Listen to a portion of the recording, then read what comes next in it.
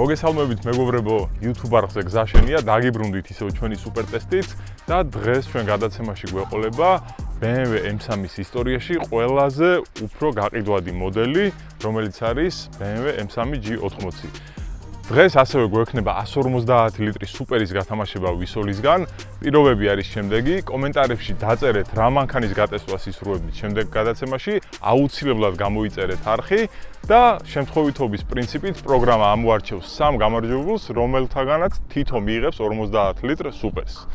მოკლედ, გადავიდეთ ისევ ჩვენ BMW M3-ზე. ზოგადად ეს მოდელი, როდესაც გამოვიდა, ბევრი განსხვავებული აზრი არსებობდა, აი ზუსტად ამ ცხვირის გამო, ამ ცხაურის გამო, იმიტომ რომ ბევრს არ მოწონდა, ბევრს მოწონდა, იყო ბევრი განსხვავებული აზრი ამის გამო, მაგრამ ციფრები სხვა სამტკიცებს დღესდღეობით როგორც წეღან ვახსენე, არის ყველაზე გაყიდვადი BMW M3 და მე მაგალითად ძალიან მომწონს ამისი ვიზუალი. ეს მანქანა არის აღჭურვილი 3-დან 0 ორმაგი ტურბო დაბერვით, რომელიც გამოიმუშავებს 500 ცხენის ძალასა და 650 ნიუტონ-მეტრს. არის 8 სიჩქარიანი ავტომატური გადაცემათა კოლოფით აღჭურვილი ZF-ის ფირმის და არის უკანა წამყვანი. მოგეხსენებათ, ეს მანქანა არის X-Drive-იც, ანუ 4-ვე წამყვანი, ამაზე ცოტა მე ვისაუბროთ დეტალურად. სრულიად ხალხურ მდგომარეობაშია, რაც ჩვენ გადაცემაში იშვიათია ხოლმე, იმიტომ რომ მოგეხსენებათ, ყველა ცდილობს რომ მანქანა გააძლიეროს, გააწუნინგოს და გვიჭირს ხოლმე ქარხნული მანქანების შოვნა, მაგრამ ეს არის სრულიად ქარხნული, იმას თუ არ ჩავთვლით, რომ ვიზუალზე უბრალოდ კარბონის ძრავის ხუფი უყენია და ეს არაფერს სიმძლავრის მხრივ არაფერს არაძლევს განსაკუთრებულს. დისკებს რაც შეეხება, ესეც ქარხნული გვაქვს წინ 19-იანი ზომის, უკან 20-იანი ზომის, საბურავები წინ 275, 35-ზე უკან 285, 30-ზე. სამუხრუჭე სისტემა BMW M3-ის არის წინ 380 მმ ზომის, უკან 370, შესაბამისად წინ 6 ტგუშიანი, უკან 1 ტგუშიანი. მოკლედ, ძირითადად ეს იყო ამ მანქანის მონაცემები, მაგრამ კიდე ბევრი მაქვს თქვენთვის მოსაყოლი. წამოეხლა ჩავჯდეთ მანქანაში, გავისეირნოთ და თან მოგიყვებით ამ მანქანის შესახებ მცირე დეტალებს. მეგობრებო, დღეს როგორც ყოველთვის სუპერ ტესტის გადაცემა გვაქვს და გვექნება იგივე რაღაცეები, ანუ აჩქარებები 0-დან 100-მდე, 100-დან 200-მდე, 402 მეტრის დრო, სლალომი და ტრეკის დრო. მოდით ახლა რახან BMW M3 G80-ია, დღესდღეობით ეს არის ბოლო მოდელი, ჯერ ახალი არ გამოსულა, კი წარგვიდგინეს რომ შემდეგი წლიდან თუ ამ წლის ბოლოდან დაიწყება ახალი მოდელის გაყიდვები, მაგრამ დღესდღეობით ჯერჯერობით ეს არის ბოლო მოდელი და რას უნდა შევადაროთ, ხო, წინა მოდელს F80-ს უსაფრთხოების სტანდარტების გამო ავტომწარმოებლებს უწევთ ხოლმე ავტომობილის გაბარიტებში გაზრდა და ავტომობილის ზომაში რო იზრდება, რა თქმა უნდა, წონას ვერ გავექცევით, ხო, და ეს ავტომობილიც ბევრად უფრო მძიმეა ვიდრე წინა მოდელი. დაახლოებით ეს კონკრეტული მოდელი, რომელიც არის უკანა წამყვანი, არის F80-ზე 160 კილოთი მძიმე და იწონის 1760 კილოგრამს.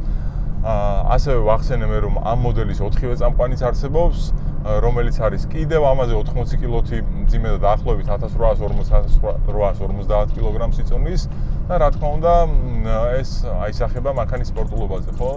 BMW-ს ინჟინერებმა იფიქრეს და მიიღეს ასეთი გადაწყვეტილება, რომ ძღოლმა რო ვერ იგრძნოს ეს წონა, ამ მოდელის ძარა გააკეთეს 20% უფრო ხისტი, ვიდრე მაგალითად F80-ის ძარა. რას გვაძლევს ეს შეგრძნებით? ეს გვაძლევს იმას, რომ მოსახვევებში მანქანას კონდეს ნაკლები გადახრა და მძღოლისთვის უფრო მარტივი სატარებელი იყოს, ექსტრემალურ პირობებს გულისხმობ ტრეკზე სიარულის დროს და არ შეგვიქმნას დისკომფორტი იმან, რომ მანქანა მძიმეა და დაიწყოს ეგრეთ წოდებული ყანცალი მოსახვევში და უფრო მარტივი იყოს მძღოლისთვის ამათული მოსახვევის გავლა. ამას მიაღწიეს იმით, რომ აი მაგალითად ძრავის ადგილას უფრო მეტი დუგები უყენია, დაკიდების სისტემა უფრო მყარი აქვს, დაკიდების სისტემაში რეზინები უფრო ხისტია და ეს ჩვეულებრივ სიარულშიც ეტყობა F80-ისგან განსხვავებით, ჩვეულებრივ კომფორტ რეჟიმში ცოტა უფრო ხისტია ავტომობილი, თავიდანვე იგრძნობა, გაატარებთ თუ არა ამ ავტომობილს. და წეგან როგორც ვახსენე, ამ მანქანის 4-ვე წამყვანის არსებობს და ჩემი პირადი აზრია, რომ ზუსტად ამითი მიაღწია BMW-მ იმას, რომ M3-ის მოდელებში ყველაზე გაყიდვადი არის ეს, იმიტომ რომ ამითი მოიზიდა ისეთი მომხმარებლები, რომლებსაც საერთოდ არ აინტერესებს ტრეკზე სიარული და აინტერესებთ ამ მანქანისგან აჩქარება, ხო? 402 მეტრი იქნება ეს თუ კილომეტრზე აჩქარება იქნება, თუ 0-დან 100-მდე აჩქარება, ანუ ეს ხალხიც მოიზიდა, მოგეხსენებათ, ვინც კარგად იცნობთ ამ მოდელ M3-ს, ამის 4-ვე წამყვანი ძალიან კარგად ჩქარდება და ამას ემატება ის, რომ ძალიან კარგი ძრავები შექმნა BMW-მ ამ ბოლო წლების განმავლობაში. ესეც როგორც ადრე წინა ვიდეოში ვისაც ნანახი გაქვთ M3 F80-ს რო ტესტავდით, ვახსენე რომ ეს მარკირები თუ იწყება BMW-ს ძრავი, ანუ არის სპორტული წარმომავლობის და ამის მარკირება არის S58 და ადვილად ეს ძრავი ადვილად ექვემდებარება გაძლიერებას, ეგრეთ წოდებული tunings და ბევრს გეკნებათ ნანახი რომ ბევრს ყავს 800, 900, 1000, ანუ მოკლედ 1700 ხენის ზავამდე მინახავს მე პირადად ეს მოდელები, რომლებიც 400 მეტრს მაგალითად მაღალ შვიცამებში გადიან და ეს საოცრებაა, ხო? აწყობილი მანქანით, ბევრი აწყობილი მანქანით დადის და ზუსტად ეს არის საოცრება, რომ ჩვეულებრივი მანქანით, რომლითაც ქალაქში შეგიძლია გადაადგილდე, გამოხვალ მაგალითად ტრაკზე და სასაუბრ შედეგზე, ხო? ინოვაციაზე მინდა გესაუბროთ, რაც ამ მანქანაში დანერგეს, ეს არის მუხრუჭის პედალი. მუხრუჭის პედალს აქვს ორი პოზიცია, ორი რეჟიმი, ასე ვთქვათ, კომფორტ რეჟიმი და სპორტ რეჟიმი. რითი განსხვავდება ეს ორი რეჟიმი ერთმანეთისგან? კომფორტ რეჟიმში სამუხრუჭე პედალი არის უფრო გრძელი, უფრო მეტი სვლა აქვს და ნაკლებად ხისტია, ასე ვთქვათ, და ნაკლებად აგრესიული. რომ ქალაქში ჩვეულებრივი სიარულის დროს იყოს კომფორტული. სპორტ რეჟიმში გადავიყვანთ თუ არა, გვეცვლება მუხრუჭის პედლის შეგრძნება, უფრო მოკლე სვლა აქვს და თავიდანვე აგრესიულია ეს, იმიტომ რომ როდესაც ტრეკზე ჩხარა დავდივართ, მაგალითად, გვჭირდება მეტი თავდაჯერებულობა და შევეხებით თუ არა მუხრუჭის პედალს, მანქანა ინტენსიურად იწყებს დამუხრუჭებას. ასევე გეტყვით, რომ წინა მოდელზეც ვისაუბრეთ ამაზე და ამასაც იგივე აქვს, გვაქვს ორი განსხვავებული ღილაკი ჩვეულებრივი მანქანებისგან, M1 და M2, სადაც შეგვიძლია მოვირგოთ ჩვენი სასურველი პარამეტრები, მაგალითად, საჭის მგრძნობელობა, აქსელერატორის მგრძნობელობა, მოცურების სისტემა და მუხრუჭის პედალი, რაზეც წეგან ვისაუბრეთ. მაგალითად, M1-ზე მე მიყენია ახლა ყველაფერი ნაკლებად აგრესიულ რეჟიმში და M2-ზე მიყენია ყველაფერი აგრესიულ რეჟიმში.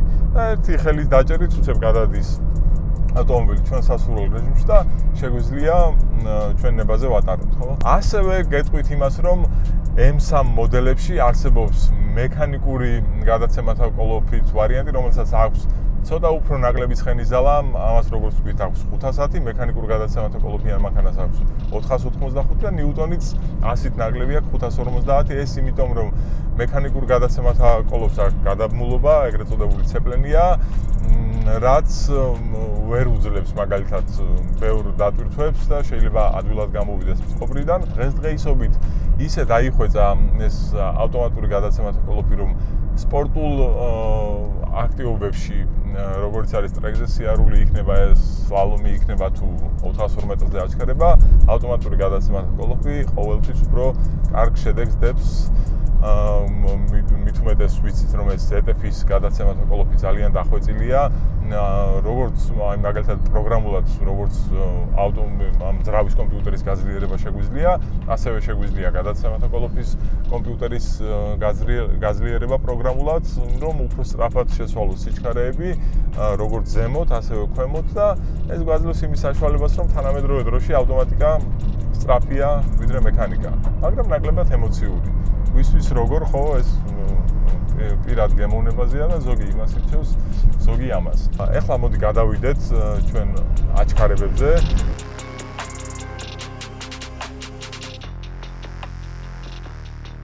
მეგობრებო, მოვიდა ჩვენი აჩქარების ტესტის დრო და ვნახოთ ჩვენი უკანა წამყვანი M3 როგორ აჩქარდება 0-დან 100-მდე.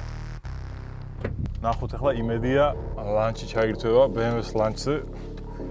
იცით ალბათ ყველამ, რომ უცნაური ლანჩი აქვს, ხან მუშაობს, ხან არა და იმედია დადგება ლანჩზე და ისე დავუძრავთ, თორე ლანჩის გარეშე ძალიან ცუდი დრო ექნება. თან ლანჩზე ეს რახან უკანა წამყვანია, მეორე სიჩქარით იძვრება, ავტომატურად თავიდან ლანჩზე მეორეში აგდებს და ისე იძვრება მანქანა, რომ ბევრი არ იბუქსებს. წავედით.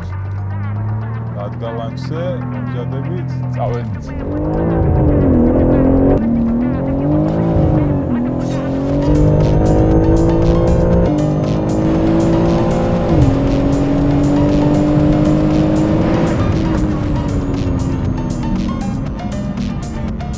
ნახევარი 0-100, 7-96, 100-200, 12-39, 400 მეტრი. მოდი ახლა შემდეგი გვექნება ტრეკის დრო. კი ძალიან ცხელა, ახლა 35-მდე ავიდა ტემპერატურა და 35 გრადუსი წარმოუდგენელია ნორმალური ან კარგი დროის დადება, მაგრამ რეალურ პირობებში ნახოთ რა იქნება. ახლა კი მოვიდა ტრეკზე გატესტვის დრო. გვაქვს 35 გრადუსი სიცხე გავარვარებული ასფალტით და ჰაერის ტემპერატურა მეცოდება მანქანა ახლა ასეთ სიცხეში, მაგრამ რა ვქნათ, რეალურ პირობებში უნდა გავტესტოთ და ვნახოთ რა დროში გაივლის M3 G80 უკანა წამყვანი რუსთავის საერთაშორისო ავტოდრომზე. წავედით. ეს არის სრულიად ქარხნულ მდგომარეობაში. საერთოდ არაფერი არ აქვს გაკეთებული და მე რა მინდა იცით, მე ამ მანქანას ალბათ ეს ჩემი საკუთარი მანქანაა და ცოტა რაღაცებს გავასპორტულებ და მე ვნახოთ შევადაროთ დრო. უბრალოდ ახლა რა დროშიც გავივლით ასეთ სიცხეში დაახლოებით იგივე მდგომარეობაში რო იყოს ეს მანქანა 2 წამით უფრო ჩხარა გაივლის ადამიანურ ტემპერატურაში. მაგრამ ახლა ვიღებს და სხვა გზა არ გვაქვს. ახლა ერთ ამახურებელ დღეს გავივლი.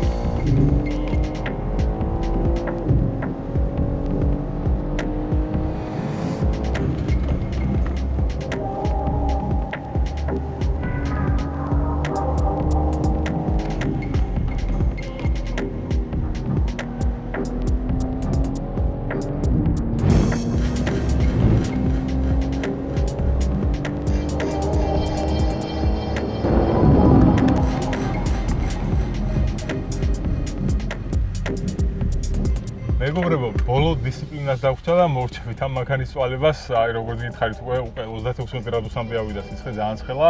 ეხლა სლალომს გავივლით, ტრეკი ძალიან კარგად იარა, მიუხედავად იმისა, რომ საშინელი სიცხეა, არ მოველოდი მართლა ასეთ კარგ შედეგს ამ მანქანისგან ამ სიცხეში. ვნახოთ სლალომს როგორ ივლის და მე ერთიანად გეტყვით დროებს და ყველაფერს.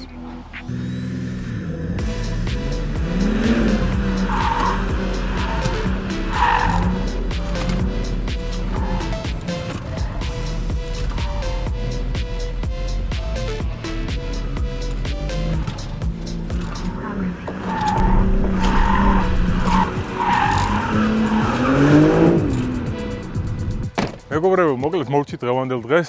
მართლა კმაყოფილი ვარ ამ მანქანით. ტრეკზე მიუხედავად იმისა, რომ ასეთ საშინელი სიცხეა 36 გრადუსი იყო, აჩვენა წუთი 51, რა ძალიან კარგი დროა შეგრძნებების მიხედვით. საერთოდ არ იგრძნობა წონა, მანქანაზე ტონა 750-ია და ვერ გრძნობ, ანუ იმდენად კარგი სამართავია, რომ არ იტყობს წონას.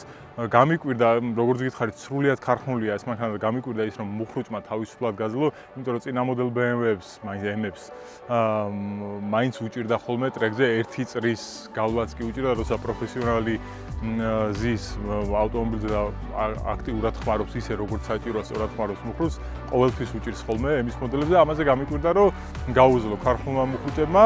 სლალომშიც კარგი დრო აჩვენა, მიუხედავად იმისა, რომ ამხელა გაბარიტებით ეს მანქანა, მოკლედ კარგი ეს იმას ნიშნავს, რომ კარგი სამართავია, დახვეწილია უფრო და მძღოლსაც აძლევს იმის საშუალებას, რომ უფრო მარტივად გამოიყენოს მანქანის შესაძლებლობები. მერე საომავლოდ ეს ჩემი საკუთარი მანქანაა და ამას ნელ-ნელა უფრო გავასპორტულებ და მერე საინტერესო იქნება ერთი ვიდეო გადავიღოთ, რა სხვაობას მისცემს, მაგალითად ცოტა გასპორტულებული ამ ქარხნულ მდგომარეობაში მანქანას და კიდევ მინდა გითხრათ ჩემი გამოცდილებიდან გეტყვით, რომ ეხლა ასეთ ამინჩი თუ მაგალითად რა კონკრეტულმა მანქანამ რაღაც დროში გაიარა, გრილ ამინჩი 2 წამით უფრო ჩქარა დადის ხოლმე იგივე კონდიციაში მანქანა, იმიტომ რომ ეს სიცხე ძალიან მოქმედებს როგორც გაწევაზე, ასევე საბურავების ტემპერატურაზე, ადვილად ხდება საბურავები და მე სასანადო მოჭიდება აღარ აქვს. ყველა ჩვენი დაფიქსირებული დროები გამოვა გრაფიკულად და შეგიძლიათ ნახოთ შეადაროთ სხვა მანქანებს. მოკლედ მე კმაყოფილი ვარ დღევანდელი დღით და ამ G80 M3-ით. თქვენ კიდევ არ დაგავიწყდეთ არხის გამოწერა, რომ კიდევ უფრო საინტერესო ვიდეოები ნახოთ. აბა, მადლობა და დროებით.